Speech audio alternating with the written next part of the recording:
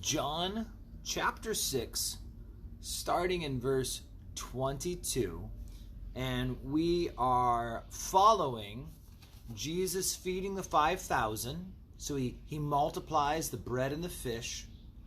Then there's the account of him walking on the water.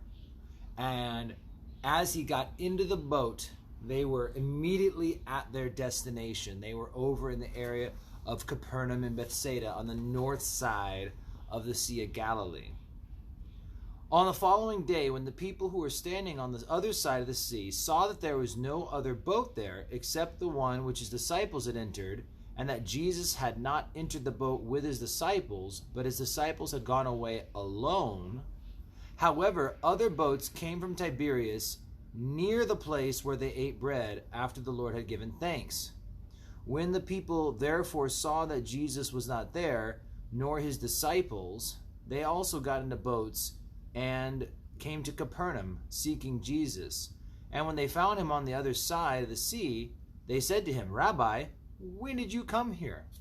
So the people they're trying to find Jesus. They notice that the disciples left alone, and yet somehow Jesus got to the other side of the lake, so they don't know about the whole walking on the water and the teleportation of the boat.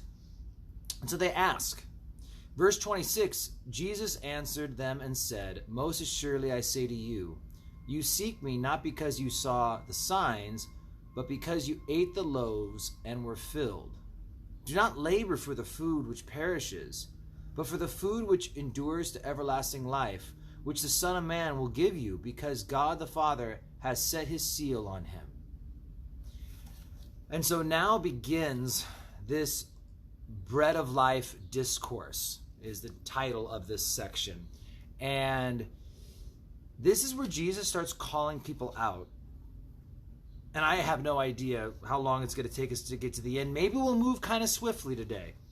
But it is fascinating to watch Jesus really push people and ask what their intentions are. Why are you following me? Why are you here? You see, church is not a place to meet friends. Church is not a place to develop morality. Church is not a place to do these things. Those are all wonderful byproducts of being part of the church body, but that's not why we are supposed to go. And I think that's one of the things, is that some people come to church looking for friends, looking for other things, instead of looking for Jesus. And people get let down because they come looking for friends, and when people aren't as friendly as they want them to be, then they reject the church. But they weren't looking for the real thing in the first place. They weren't looking for Jesus Christ. And so he calls them out. And in verse 28, it says, "That they said to him, 'Well, what shall we do that we may work the works of God?'" What do we need to do to be on the team, Jesus? And Jesus answered and said to them, "This is the work of God, that you believe in him who he sent." It's so funny how often we want things to do so I can say I'm good. If I can check the box, how many chapters a day do I need to read so that I can say I'm part of the team? And Jesus says, "Believe," which is so simple, yet it can be so difficult. Therefore they said to him, "What sign will you perform then, that we may see it and believe you? What work will you do? Our fathers ate the manna in the desert. As it is written, he gave them bread from heaven to eat." Then Jesus said to them, "Most assuredly I say to you, Moses did not give you the bread from heaven, but my Father gives you the true bread from heaven. For the bread of God is he who comes down from heaven and gives life to the world." Then they said to him, "Lord, give us this bread always." And Jesus said to them, "I am the bread of life, and he who comes to me shall never hunger, and he who believes in me shall never thirst. But I said to you that you have seen me, and yet you do not believe. All that the Father gives me will come, and the one who comes to me I will by no means cast out. For I have come down from heaven not to do my own will, but the will of him who sent me. This is the will of the Father who sent me, that all he has given me I should lose nothing, but should raise it up in the last day. And this is the will of him who sent me, that everyone who sees the Son and believes in him may have everlasting life, and I'll raise him up in the last day. You see, they're still not getting it. It's kind of like they want to join the church, they want to be part of the team, they want to be there for the next potluck. And Jesus is saying, but this is supposed to be about me. It's supposed to be about us. We need a relationship. We need something going on here. It can't just be showing up at church. It can't just be going through the motions. Jesus wants to have a relationship with these people. He wants to have a meaningful, deep relationship. All the Father has given me will come to me, and the one who comes to me I will by no means cast out. I've got this great book by F.W. Boreham where he goes through a bunch of different Christians, famous Christians from generations ago, and he focuses on what their life verses was. This was the life verse of John Bunyan, the author of the Pilgrim's Progress, and a man who spent a whole lot of time in jail. But his life was transformed when he heard those words, that all who come to me and has been given to me, I will by no means cast out. And it's a good reminder that if we come to Jesus, he's never going to cast us out. He's never going to discard us or get rid of us. So many people, I see people who are sincerely seeking the Lord, and they're afraid, like they're going to do something and mess it all up. That I'm going to mess everything up, and I'm going to get kicked out because I'm not good enough, and I'm messed up, and I have issues. And had a great conversation with someone yesterday about this, and I just reminded them, again, you can't mess this up, because you never put it together in the first place. It was never dependent on your ability or your faithfulness. And as I said last Sunday, and I'll say it again right now, one of the most vivid illustrations I've ever had of this concept is, if I'm afraid that I can mess this up, that I can sin a sin that would get me kicked out, then it is like as if I walk up on Calvary to Jesus as he hangs on the cross, there dying, and I look him in the eyes and I tell him, not enough. Because if I think I can mess this up, then whatever I just did has to be more powerful than his death on the cross. That's the idea. I can't mess this up because nothing I can do can ever trump what he did on the cross for me. And so by no means will I ever be cast out, because God died for me while I was still a sinner and sinning. And so he's telling these guys, this is not about bread. This is about everlasting life. This is about the resurrection. This is about... And so the Jews complained to him in verse 41. And they said, I am the bread which came down from heaven. They didn't like that. They didn't like that Jesus said this. And they said, is this not Jesus, the son of Joseph, whose father and mother we know? How is it then that he says, I have come down from heaven? So now they're kind of questioning him. Well, how can you say this, Jesus? How can you make such bold statements? Jesus therefore answered and said to them, do not murmur amongst yourselves. No one can come to me unless the Father who sent me draws him, and I will raise him up in the last day.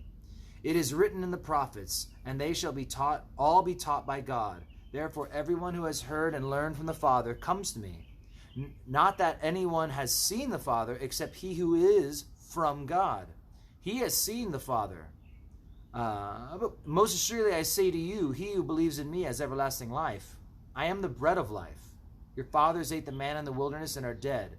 This is the bread which comes down from heaven, and that one may eat of it and not die. I am the living bread which came down from heaven. If anyone eats of this bread, he will live forever. And the bread that I shall give is my flesh, which I shall give for the life of the world. So something that's important in here is he's doing this for the world. For God so loved the world that he gave his only begotten Son. The Bible says that he's not willing that any should perish, but that all should come to the truth, to the knowledge of the truth. It says God desires all men to be saved. You know, God has a heart for his kids. He wants his children to be saved. He wants everyone to come to the knowledge of the truth. And here it says that no one can come to me unless the Father draws him. And yet later in John chapter 12, he will say that when I am lifted up, I'll draw all men unto me. And that's kind of the idea. And oftentimes I think we complicate a subject that shouldn't be quite as complicated, which is this, is that God must draw us, and he draws all men. You see, I don't think one day all of a sudden I realized I need to be a good person and seek God. Let me go and find him. I think it was the goodness of God. It was the grace of God. It was his goodness that drawed me and led me unto repentance. If God hadn't came as a man, Jesus Christ, and died on that cross to show me his great love, I don't think I would have ever came to him in and of myself and my own good idea and goodwill and good thinking. You see, I don't think it's that God just picks those he loves and excludes those he doesn't. I think he draws all men. But I don't think he forces us and twists our arms either. I think God truly is calling all men. And again, as his word says in John 12, he draws all men unto him when he's high and lifted up. And he desires that all men come to the knowledge of the truth. And so he's offering this to them. And this is a good example too, where Jesus, he doesn't force himself. He's not twisting arms.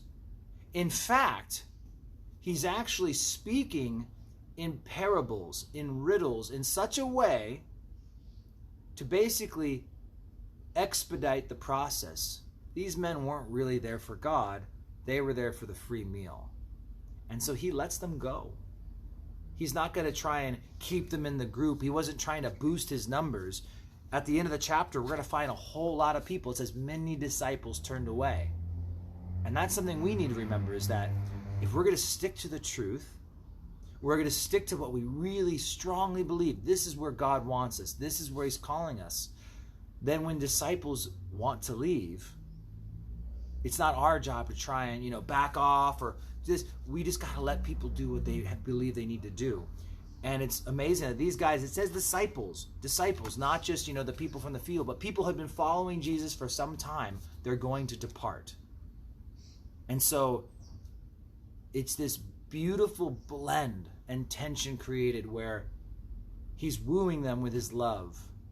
He's trying to get their attention. He's trying to draw them. But he's not forcing them to come, and he's not forcing them to stay with him.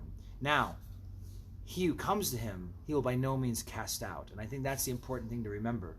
Those who truly did come, those who truly gave their lives, they're safe. They're secure. I think God won't let his little toddler putting up a fit disown himself. As I look on here, I see like Mila's watching right now, and she's got little John. Now, John's a little baby, okay? He's 2 years old. Now, if John just kicked his feet and say, I'm out of here, I'm leaving, no smart parent is going to say, fine, you're allowed to go. No. They're your baby, and they're being stupid. And you just bear with the kid, and you get through the struggles. And that's what God does with us. We're like little kids in his eyes. And sometimes I kick and I scream. Sometimes I fight. But he's never going to cast me out, because he knows just how much of a foolish toddler I can be at times. And so take heart, have peace, know that no matter how bad things get, your heavenly Father, who knows your needs and knows your heart, he will by no means cast you out, and he will keep you until the end. God bless you guys. See you guys tomorrow. I think we'll finish up chapter 6 tomorrow. So see you then.